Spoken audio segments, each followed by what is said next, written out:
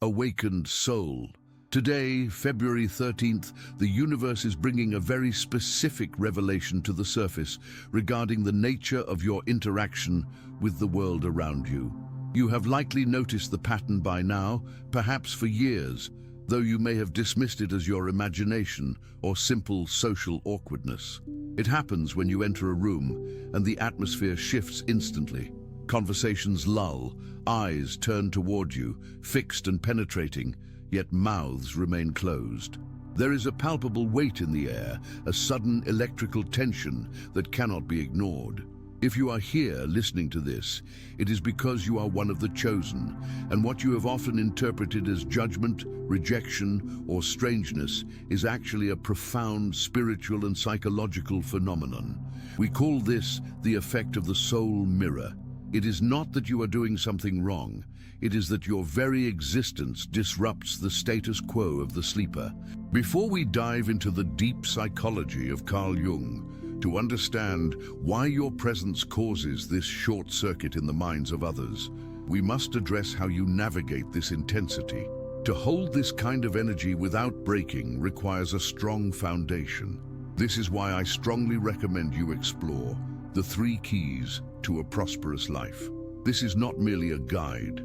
It is a comprehensive trilogy designed specifically for those who feel this weight.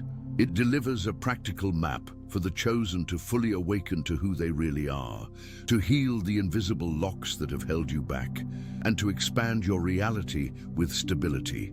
It teaches you how to receive, sustain, and multiply your blessings without the guilt that society tries to impose on you.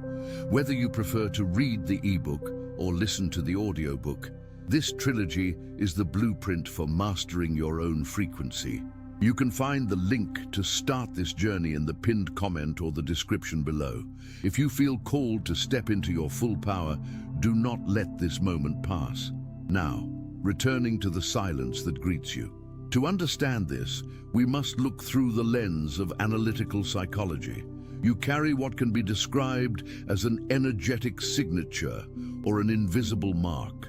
In Jungian terms, you represent a living archetype. You must realize that the vast majority of the population lives entirely on autopilot, operating safely within the confines of the persona, which is the social mask we wear to fit in. The persona is a compromise between the individual and society as to what a man should appear to be. However, as a chosen one who is actively integrating your shadow and walking a path of radical authenticity, you have discarded the mask. When you enter their field of vision, you create an immediate cognitive dissonance. The fixed stare you receive is rarely one of conscious malice or disdain, even if it feels that way. It is a look of systemic confusion. Their brains are attempting to process a frequency that does not adhere to the artificial rules of the world they inhabit. You are vibrating at a level of truth that exposes the falsity of their surroundings. When they stare at you, their subconscious is frantically trying to categorize you, but it fails because you do not fit into the boxes of the matrix.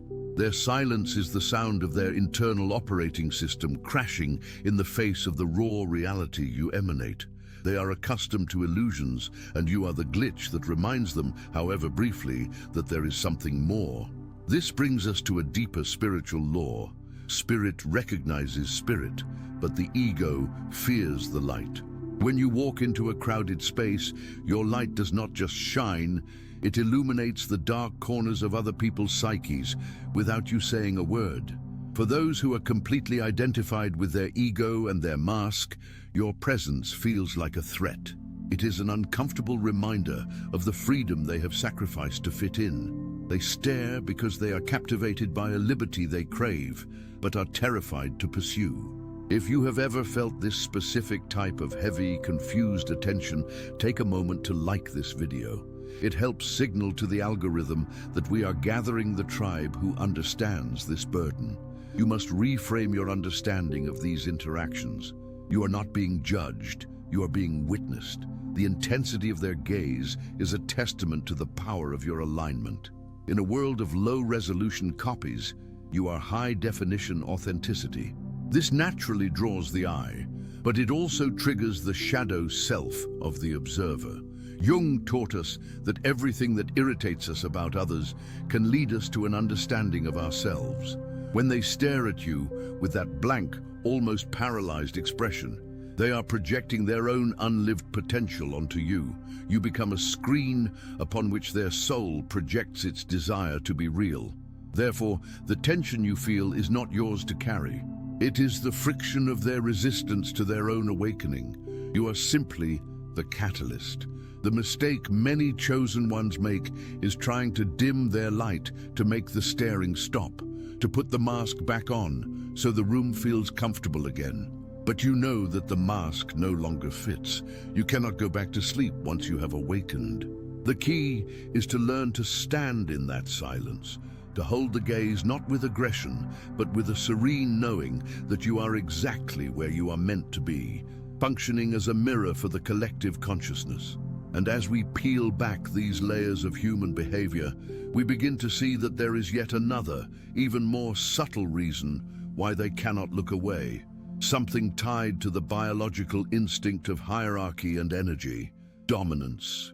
In the primal brain, the amygdala is constantly scanning for threats and leaders, assessing who holds the most power in any given environment. In the animal kingdom, prolonged eye contact is a mechanism of establishing hierarchy. It is a challenge or a submission. When you, as a chosen one, enter a space, your energy field is vibrating at a frequency of sovereignty. You are not seeking validation, and you are not broadcasting submission. To the reptilian brain of those around you, this registers as a dominant signal, even if you are standing in the corner saying absolutely nothing. They stare because their biological programming is trying to determine if you are a predator or a king, a threat or a protector. They cannot reconcile your humble exterior with the roaring lion of your aura. This disconnect creates a psychological vacuum. Most people project a desperate need to be liked or accepted, which signals a lower status in the energetic hierarchy.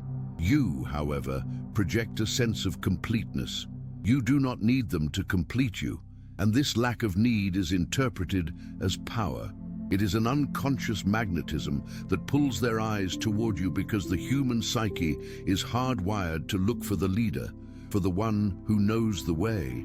They are looking at you because on a soul level, they are lost, and you look like a map they cannot quite read. This constant projection, this weight of being the energetic focal point, can be incredibly draining if you do not know how to manage it. It can feel like carrying the sky on your shoulders, leading to burnout and a desire to hide away from the world entirely. If you are feeling the weight of this calling and the exhaustion that comes with constantly processing the energy of others, it is time to stabilize your foundation. This is why I have compiled the essential framework for this journey in The 3 Keys to a Prosperous Life. This is not just another self-help book. It is a dedicated trilogy designed specifically for the chosen to awaken to their true nature without the chaos. It serves as a practical map to help you dissolve the invisible traumas that keep you playing small and to teach you how to expand your reality with stability. It is about learning to receive, sustain, and multiply your blessings without the guilt that often plagues the spiritually gifted. Whether you prefer to read the e-book or listen to the audiobook while you navigate your day, this trilogy offers the grounding you need to turn this burden into a manageable gift. You can find the link to start this transformation in the pinned comment or the description below. Returning to the dynamics of the room, once you understand that their staring is a biological response to your energetic sovereignty, you can stop taking it personally. You can begin to view it with a detached curiosity. You realize that you are disrupting the status quo simply by breathing. The matrix operates on a hive mind frequency, a collective agreement to stay asleep and follow the herd. When you disrupt that frequency, you create a ripple effect. Think of a calm lake where everyone is floating still. If you suddenly start swimming against the current, you create waves that rock everyone else's boat. They stare at you because you are the source of the disturbance. You are reminding them that movement is possible, that the current can be challenged. This phenomenon is deeply tied to the concept of resonance. Physics tells us that when two frequencies meet, the stronger, more coherent frequency will eventually cause the weaker, chaotic frequency to entrain to it. This is known as the law of entrainment. Your heart coherence, born of your suffering and your awakening, is often much stronger than the scattered, anxious energy of the average person. When you are near them, your energy field literally begins to restructure theirs. This can cause them to feel sudden emotions they do not understand, a flush of anxiety, a sudden wave of sadness, or an inexplicable excitement. They look at you to identify the source of this internal shift. They are asking, without words, "What are you doing to me?" If this explanation of energetic resonance makes sense to you, consider subscribing to the channel. We are building an archive of knowledge for those who are ready to look behind the curtain of reality, and your presence here strengthens that collective signal. There is also a dimension of this experience that touches on the uncanny valley effect. Usually, this term describes the feeling of unease when looking at a robot that looks almost, but not quite, human. In a spiritual sense, the Chosen One triggers a similar response. You look like everyone else. You wear similar clothes, you walk the same streets, but there is something fundamentally different about your micro-expressions, your cadence, and the depth of your stillness. To the sleeper, you appear hyper-real. In a world of filters, masks, and performative social behaviors, your authenticity registers as alien. It is so rare to encounter a human being who is simply present, without an agenda, that it feels supernatural to the observer. They stare because their brain is signaling an anomaly. You are a glitch in their simulation of normalcy. This brings us to the concept of the archonic gaze. We must address the fact that not all staring is innocent curiosity or biological confusion. There are entities and energies that operate through people, often without their conscious knowledge. When you are doing the work, when you are raising your vibration and clearing your ancestral line, you become a beacon of light in a dense fog. Light attracts not only those who wish to see, but also those things that prefer the dark. Sometimes, the person staring at you is merely a vessel for a lower density energy that is assessing your threat level. You may notice that these stares feel different. They are colder, more piercing, devoid of the usual human warmth or confusion. This is the matrix monitoring its perimeter. Do not fear this. Recognized for what it is, it loses its power. When you feel that cold, predatory gaze, do not engage with it emotionally. Do not send anger back, and do not shrink in fear. Simply observe it. Acknowledge that your light is bright enough to be noticed by the shadows. In that moment, your greatest defense is your neutrality. By remaining in a state of high vibration indifference, you become invisible to these energies. They feed on reaction. They starve on neutrality. If you can hold your center and continue your task without wavering, the energy will eventually lose interest and move on to easier prey. This is the ultimate test of the chosen: to be in the world, but not of it; to be seen by the darkness, but not consumed by it. It is crucial to understand that this attention is often a precursor to a shift in your own timeline. When the intensity of the matrix glitch increases, when strangers start stopping you to tell you their life stories, or when the staring becomes almost comical in its frequency, it is a sign that you are about to level up. You are saturating your current environment with your energy, and you are outgrowing the container you are in. The friction you feel, the discomfort of being constantly observed, is the universe pushing you toward a new tribe, a new location, or a new purpose. You are becoming too big for the room. Consider the lobster. As a lobster grows, its shell becomes tight, confining, and uncomfortable. The predator staring, the social pressure, the feeling of being an outsider. This is the pressure of the old shell. Most people, feeling this discomfort, would try to shrink back down to fit the shell. but the chosen one knows that the only way out is through. You must shed the environment that no longer understands you. The staring is your confirmation that you have maximized your potential in that specific realm of existence. The people around you are witnessing your metamorphosis, even if they don't have the language to describe it. Furthermore, we must explore the mirror of judgment. Often, we project our own insecurities onto the stares of others. We assume they are thinking negative thoughts about us because we are still harboring negative thoughts about ourselves. But what if they are staring in awe? What if they are staring in recognition? There is a deep ancestral memory in every human being of a time when we were all connected, when we were all magical. When they see you, that dormant memory stirs. They may look at you with a furrowed brow, not because they dislike you, but because they are trying to remember a song they used to know, and you are humming the melody.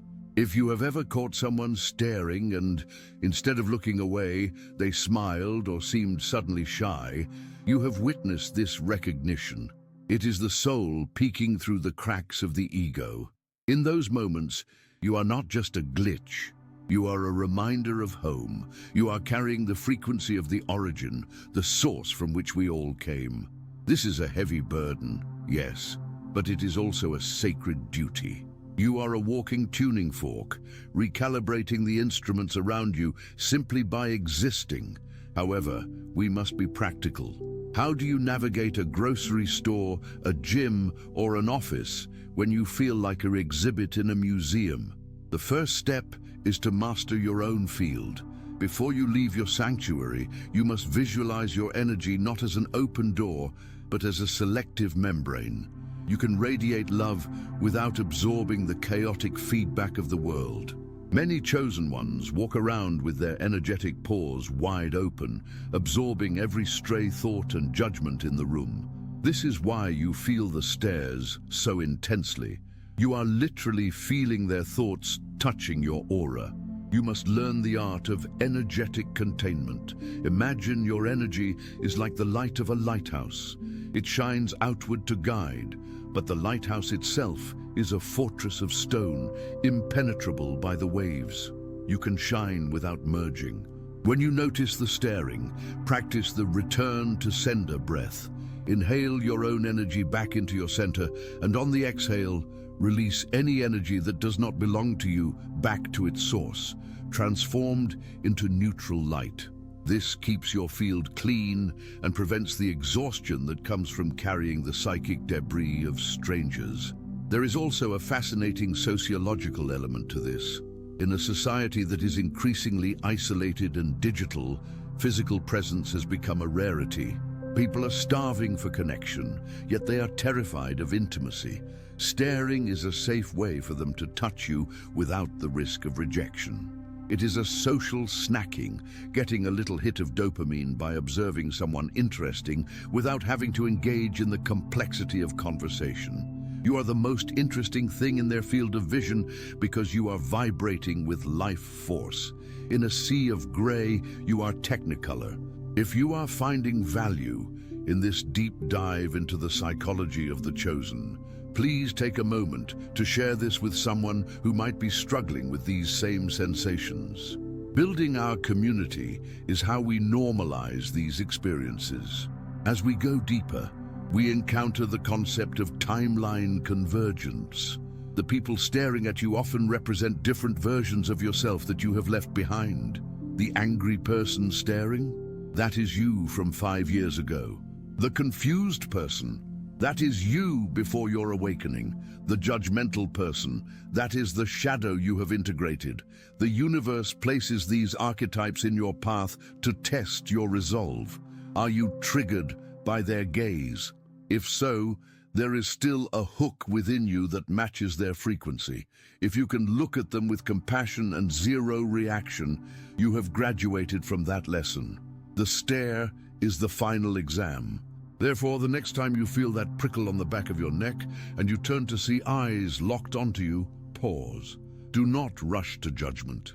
Do not rush to fix your hair or check your clothes. Stand in the truth of who you are. Understand that a transaction is taking place on the invisible plane. They are giving you their attention, which is energy, and you are giving them a glimpse of possibility. It is a fair exchange, as long as you do not let it drain you. This leads us to the mystery of the silent conversation. Have you noticed that sometimes, when you lock eyes with someone who is staring, there is a moment of total suspension? Time seems to stop. In that microsecond, a massive amount of data is transferred. It is a soul-level download. You might walk away feeling like you know them, or feeling a sudden wave of sadness that isn't yours. These are not random encounters. These are karmic knots being untied or tightened. The universe is efficient. It uses every interaction to balance the equation. But what happens when the staring turns into hostility? We cannot ignore the reality of the Agent Smith effect. When you are vibrating high, you irritate the demons of others. This is not a metaphor. The unresolved trauma, the suppressed rage, and the denied envy in others will react violently to your peace. Your calm is an insult to their chaos. In these instances, the stare is an attempt to provoke you into lowering your vibration to match theirs. If they can get you to get angry, to feel self-conscious, or to feel fear, they have successfully brought you down to their level where they can consume your light.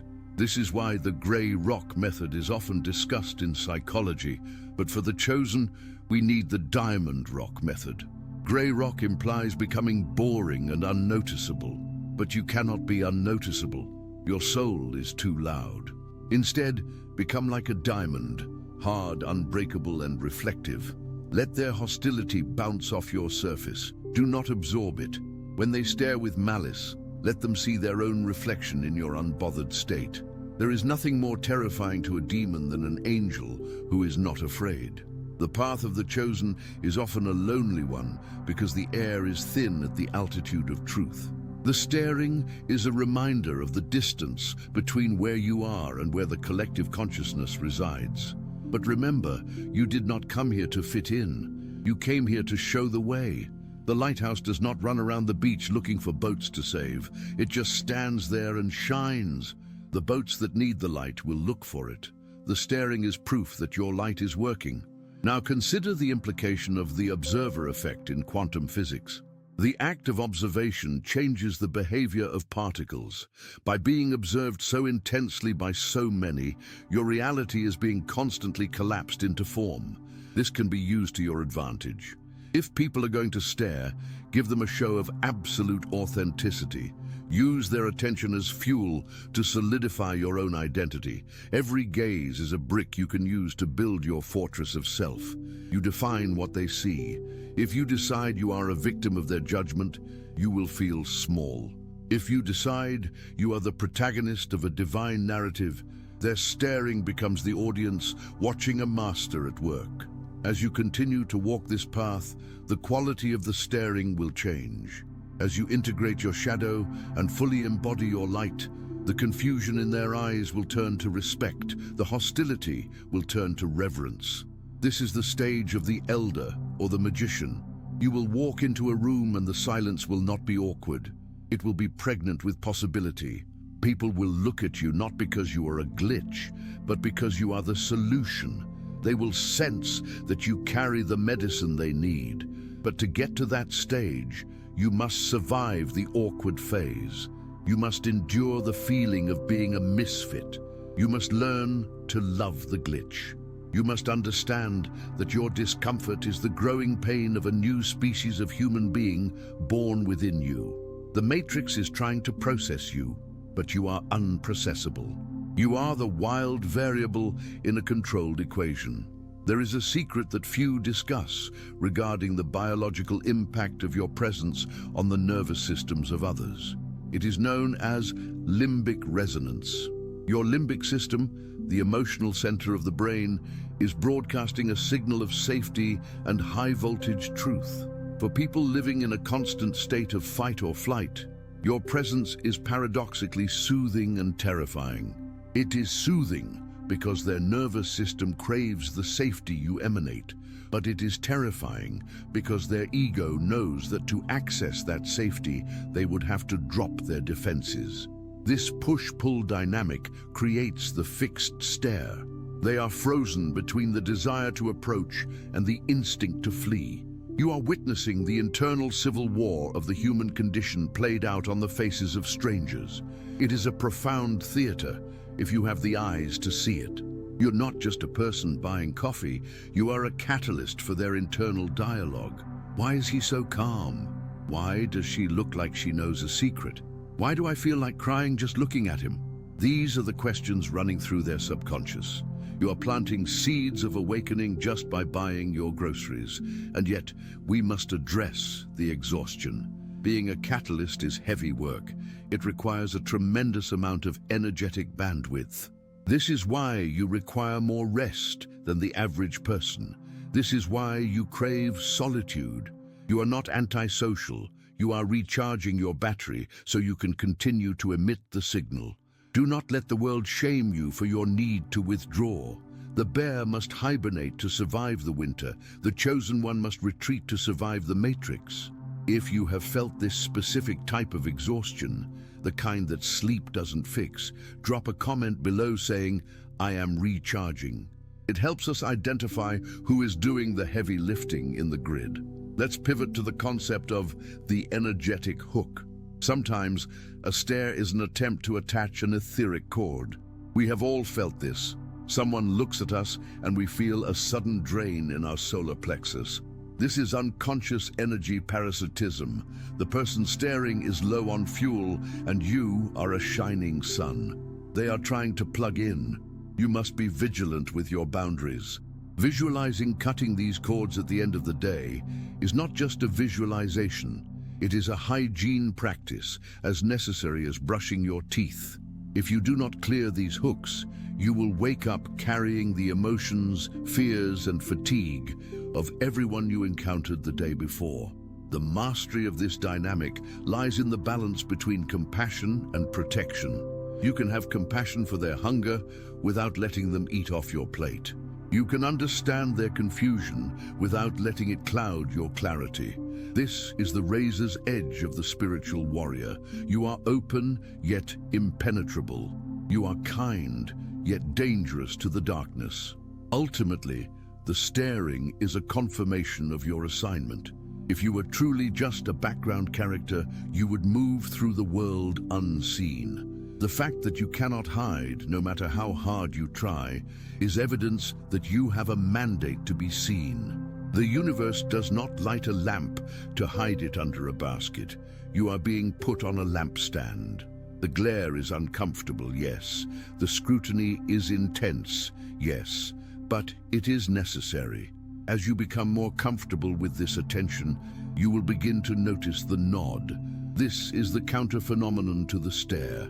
Occasionally, amidst the confused gazes, you will catch the eye of someone who looks at you with clear, sharp recognition and gives you a subtle nod. No words exchanged, just a nod. This is another chosen one. They see you, they know the burden, they know the game. In that split second, you are reminded that you are part of a vast, invisible network of light bearers. These moments are the fuel that keeps you going. So the next time the world stops to stare at you, straighten your spine. Breathe into your belly. Expand your field rather than contracting it. Remind yourself, I am the glitch that wakes them up. Let them stare. Let them process.